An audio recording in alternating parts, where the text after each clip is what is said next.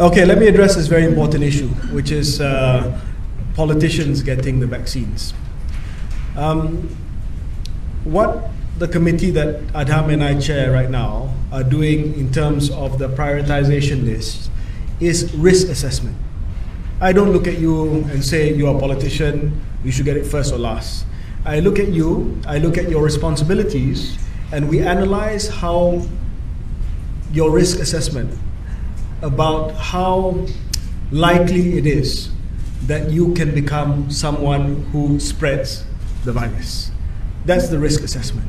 Or whether or not you are likely to get the disease, should you be infected. These two things are very important.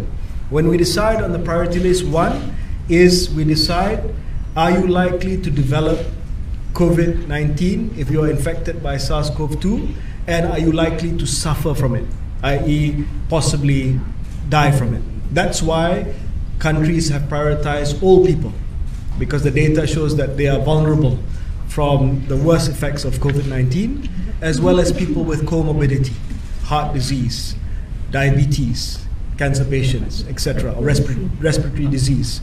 So on that, you'll be prioritized. The other one is, how likely is it for you to be infected and spread?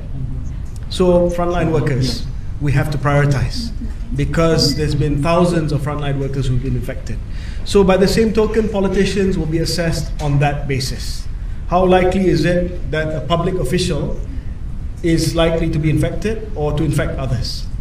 So we'll go based on, close contact, how often you see people, how often you meet the public, how often you go into public spaces.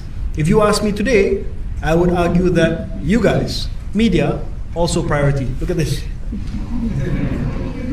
Yeah? So the risk assessment must be based on those criteria. Cannot be, politician dapat, this dapat.